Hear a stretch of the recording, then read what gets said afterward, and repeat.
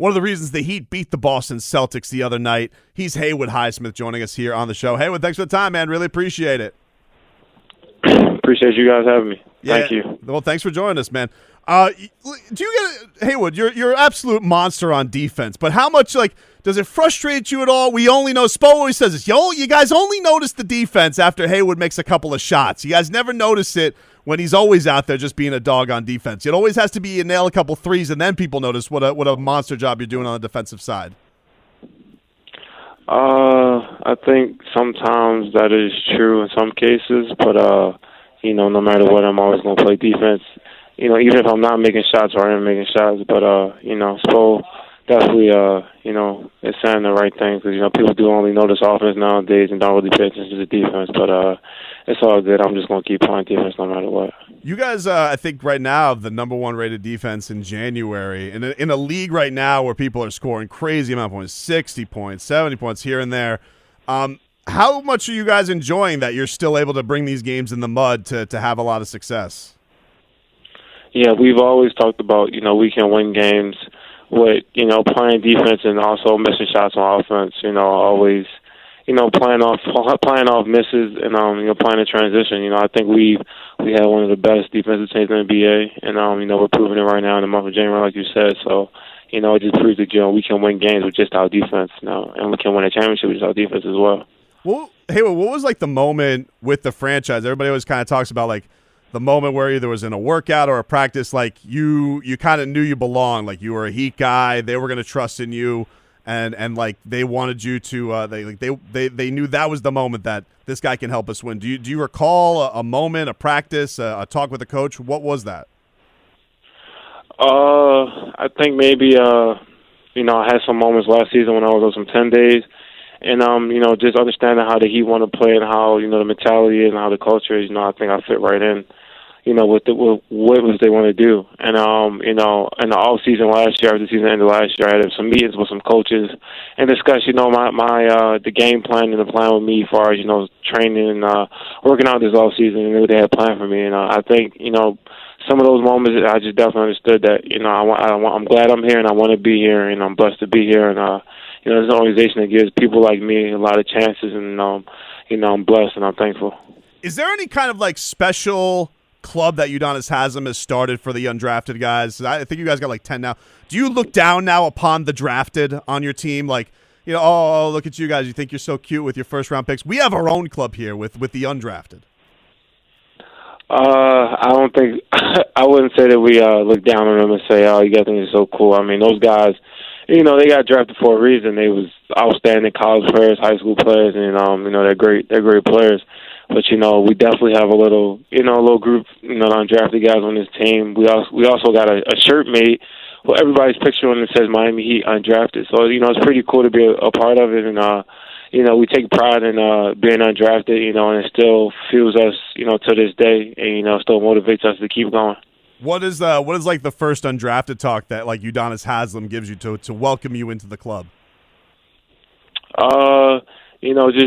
Just trying to just keep proving people wrong and just keep going, and understand that you got here for a reason. You're here for a reason, and just because you're undrafted doesn't mean you can't play in this league. It's not how you started. It's not how you got here. It's just about how you keep going once you get here. So, we got here, one way or another through the G League, 2 ways, workouts, whatever. But, we're all here just to, compete and playing NBA. Talking to Haywood Highsmith, he was an absolute monster. He's been great all season, but was a monster on Tuesday night, locking up Jayson Tatum. Take me back to Tuesday night, Haywood, all right? Jayson Tatum's cooking you guys there in the first half. You get on him, and it's over. He can't do anything else. And, not to pat yourself on the back, but, the facts are the facts, man. You locked him up, and he wasn't doing nothing the rest of the night. So, particularly in that matchup, what did you do to have so much success against a guy that's one of the best in the league? Yeah, I think the big thing with him is just try to make everything as hard as possible and make him uncomfortable. Take away his airspace so he can't get, any pull-up threes, any rhythm threes, and get any clean looks. So, the big thing with him was just being physical, trying to get up into him, no space between me and him, and just making things as difficult as possible. But like I said the other night, my teammates did an incredible job was just, talking to me while I was guarding him. Never felt like I was on the island. And, it was a great team defense against him as well, I would say. But I definitely got some good stops against him. And, it was great guarding a player like him because, like you say, he's one of the better players in this league, MVP caliber player as well. So, it was nice guarding him. Can you give us a sense of, like, what that communication is like? Because it's like you got some great defenders on your team, including yourself here with Bam, with Jimmy. The way you guys talk things out with Spo and trying to shut other teams down, like what is the secret sauce to that? How do you guys have so much success on that side of the floor? I think the big thing is always communication.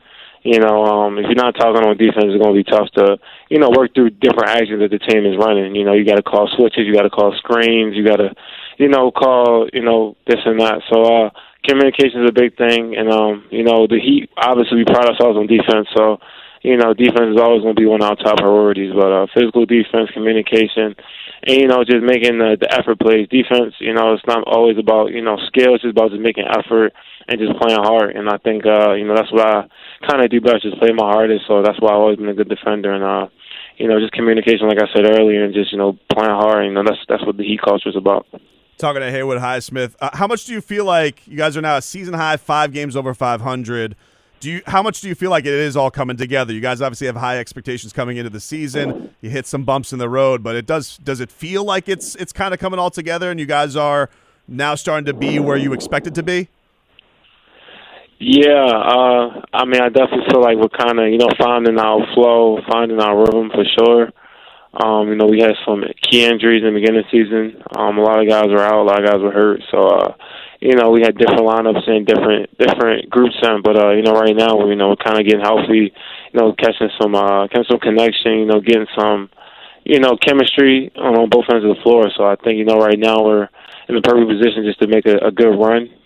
Right now we're 5 games over 500. So, we keep pushing to All-Star break. We can, get in the top of that East and, get, maybe the 2 seed, 3 seed, 1 seed, whatever. But, we got big hopes for us. So, we're just going to keep going.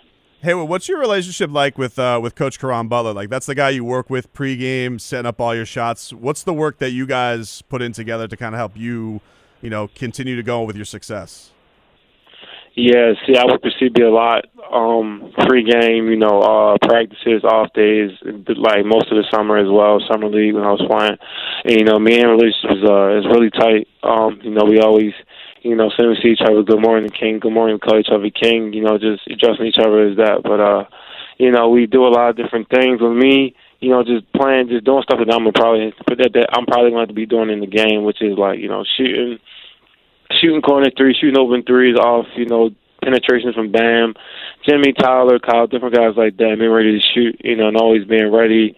And then getting into second situations as well when I'm kicking to the ball, getting dribble handoffs and getting, catching goal finishes or cuts or something like that. So a lot of off-ball stuff, which is cool.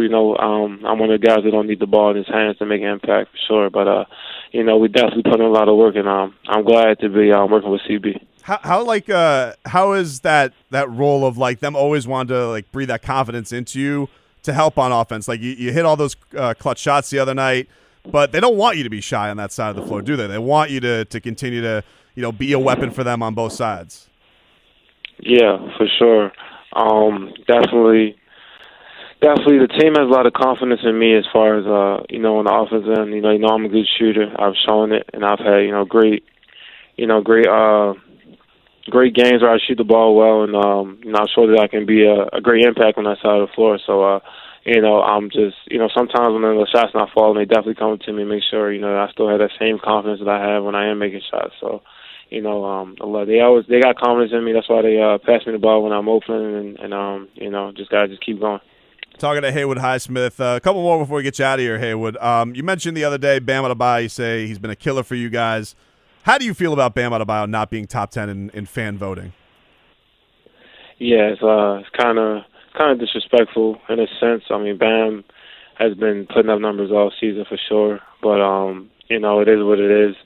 I'm pretty sure he'll get in the All-Star game, either way. So people obviously have not been watching the whole league and watching our games and what he's been doing, not just on offense though, but on defense as well. So I'm honestly we'll see what happens, when the fan voting is done and you got to do all the media and all that stuff, the coaches. So, yeah, I mean, end of the day, Bam is like I say, is a killer. One of the better centers in this league on both ends of the floor, and great all-around players, for sure. He was mentioning after the game his go-to post-game relaxing show is The Blacklist to watch. But I have not seen, admittedly, Haywood. What is Haywood Highsmith's go-to watch on Netflix just to kind of chill out and get away from basketball?